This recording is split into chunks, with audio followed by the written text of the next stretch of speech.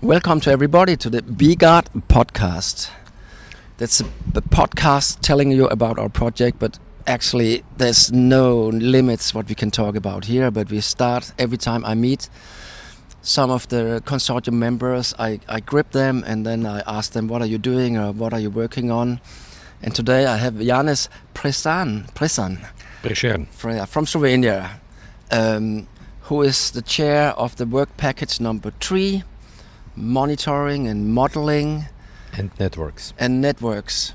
So please tell us about that. It's very exciting because I'm a little bit in the work package as well. So it's a very exciting work that you're doing there. So everybody is a little bit in this work package as well, because it could imagine this work package as a centralized thing to collect the data from within the consortium and also from outside of the consortium. Yes. So the outside from the consortium would mean weather data or data from other aligned or let's say stakeholders who agreed to share their data with us. So kind of data we could get for free, kind of? Or some data will come for free from the outside of the consortium, and I know that some will need to be paid for, like weather data or prediction data. This will be subscribed, service subscription will be made, just to illustrate or augment our main data that will be collected within the consortium. Mm-hmm. So the core of the VP3 is basically a database that is developed by CRIA, our main leading partner, and attached to this database, or the input to this database, will be data coming from the 2 main field work packages, so the WP1, Whoopie1 and Whoopie2. Yeah, that's our new word. Yeah, that's our sounds new word. Nicer. It sounds much better than tongue-breaking Exactly. WP. It's Whoopie.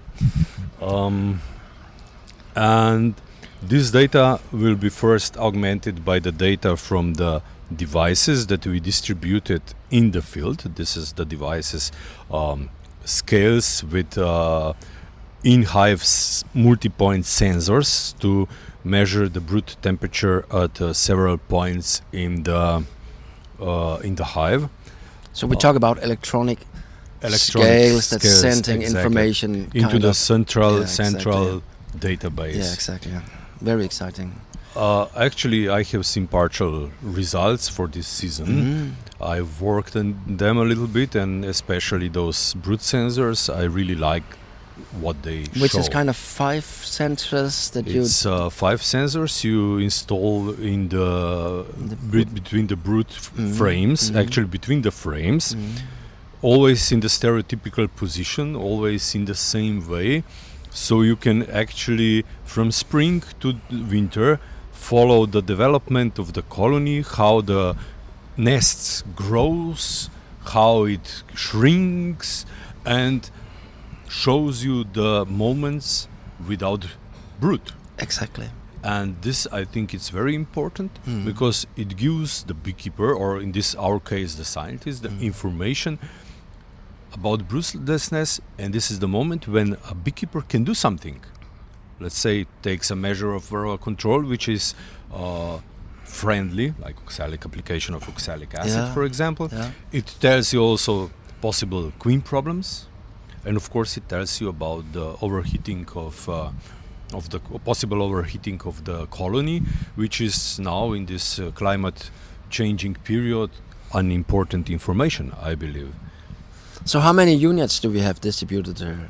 So the Whoopie1 work package has something over 400 hives, and our plan is to wire every second of those. So every partner country that fielded some colonies should have half of them at the end on the scales and wire them with the devices.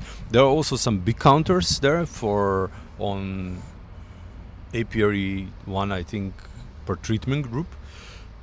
On the apiary, so each apiary is supposed to have 2 treatment groups, and 1 hive per treatment group in the apiary should have also a big counter to monitor the traffic in and out. And nice. Also, the scales are sampling on 1 hour basis, so you can see a bit of a daily dynamics within the experiment.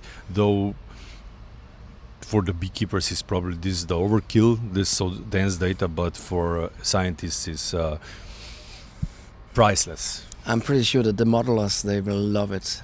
Oh, yeah. And it will be an enormous amount of data. This enormous amount of data sometimes represent a problem because you don't know how to address it. Sometimes you don't have the manpower, but the data is, I think, simple enough. We can put it together and align it with the current weather all over Europe as it changes. And the modelers will use this to implement the models that are already developed, but just to calibrate them in the local fashion. So within the work packages, there will be several models developed. There will be not new models. They will be just adjusted to the local climate conditions. Okay. Yeah. That's Tell me a little bit more about the scales. How often are they measuring? Do you know how accurate? So the accuracy of the scales is 1 gram, and they are measuring once per hour. Okay. And they are sending the daily data every hour. However, in the night, because they are powered by solar panels, they send it, I think, only twice. Yeah, but it's totally okay. I think it's totally okay. Nobody, I'm sure everybody can wait until the morning to get this data. So you get actually a very good resolution. It tells you when the bees leave the colony in the morning, when the foraging starts. So anecdotically, the old beekeepers say that the colony that starts earliest is also the colony that harvests most. Yeah. And now we are at a good point that we can prove or disprove this old anecdote. And if it's true, this is very useful for selection. And it will also be, distributed in all those test apiaries. So we are covering the climate zones and from south, really, from deep south to deep north. Yeah, exactly. Yeah. And that's very exciting as well. Yes. And I have to say, in my life, is the rootlessness. So we're really also talking about measuring climate changes, actually. So the project is about abiotic and biotic factors, exactly, right? Yeah. So the abiotic will modulate the biotic factors, right? So it's not that we would just need to pay attention to one factor as several years ago when everybody was convinced that Varroa is the only and the holy problem that there is, right? We have new challenges coming in and we need to know how to tackle them. We also need to register the problems coming up, measuring them, so we can actually propose to the commission or to the local lawgivers solutions, and we can support them by the measurements we make. With the centralized measurements we make, right? So standardized measurements we make.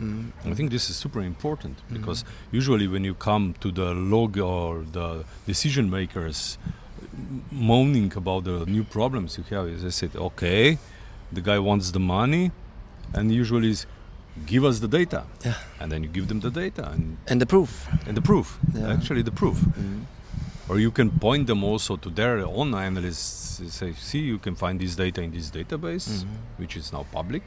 This also should be mentioned, so we collect the data, we store them in the database, and we will, at the end of the project, or even during the project, this data will become public.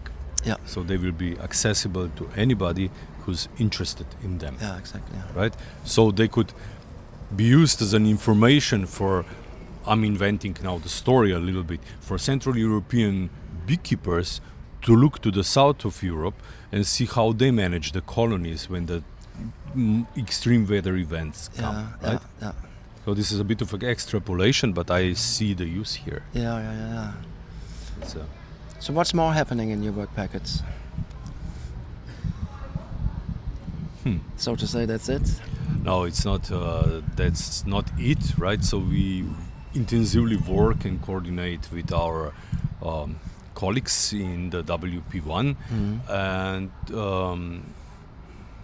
because we need to standardize the inputs from the Exactly, field. that's what you're working on. So this is not a small thing. It's not. It's a big thing because you are the one responsible to get the data in a good way, and that they are doing it.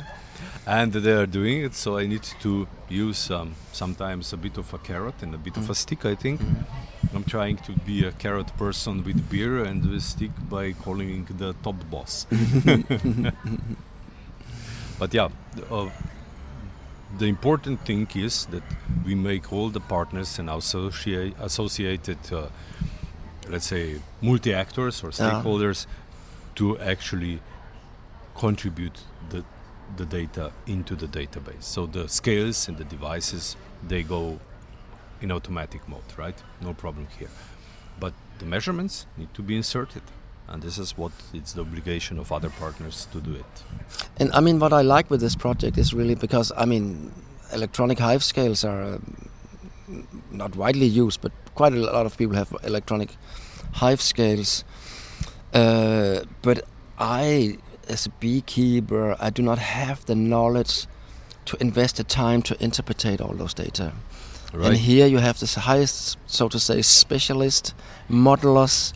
So you will be the ones that can make and kind of bring the use of electronic hive scales to a new level. Because I hope you show us some tools how to make interpretation of the data that we get. Yeah, it's good that you pointed this out. So at the end of the project, the data we collect will be used in the decision support exactly. systems. So, like in other parts of agriculture, where these things are already normal and running, we would like to provide beekeepers with tools telling them, oh no, now it's good weather. I think also the varroa count in your site is going up. I think it would be now a good moment that you treat them. Yeah. And this would really be, I think, something helpful for beekeepers to be advised on that possibility. Because I think the biggest problem we have lots of problems, but one of the problems with varroa treatment is actually that we treat at the wrong moment. And we do not know, because let's say just oxalic acid treatment in my country, we do it in December because probably they are broodless. Brood, right? And this is also one of the other things that I'm looking forward to is actually the climate changes. How is it? In my country, we used to have broodless periods. Maybe we do not have it anymore. Yeah, exactly. I saw the data from those brood sensors showing that the colony started brood several times. Aha, so it's an up and down. Up and down. And that was interesting because each time they do it, they waste some energy. So some of the worker bees get more worn out due to the care for the brood, right? So this kickstarting of the engine, so to say, is probably very expensive for a colony, right? So shit happens. Now we try to make interpretation of the data, and I love that because we have rather big winter losses. And we always talk about, probably not enough food, probably not this, probably not bad treatment. Maybe this is one of the major factors that they're starting. Because I'm living in a country where we have what I call elevator temperatures during the whole winter. And we do not longer have nice -5 over 3 months or something like that. It's 1 week 1 and then 1 week 5. Exactly. And I think this is all over Europe now. Yeah.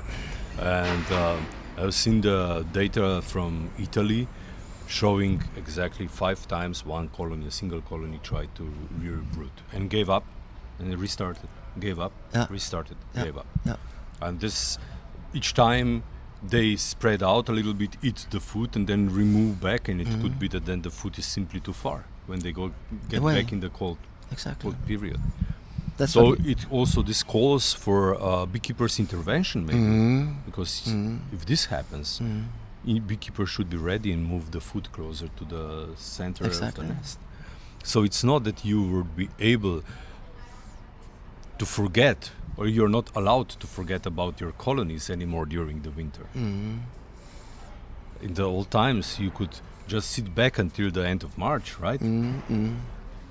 And lean back. And Yeah. you were happy at the end of August. You Yeah. fed them.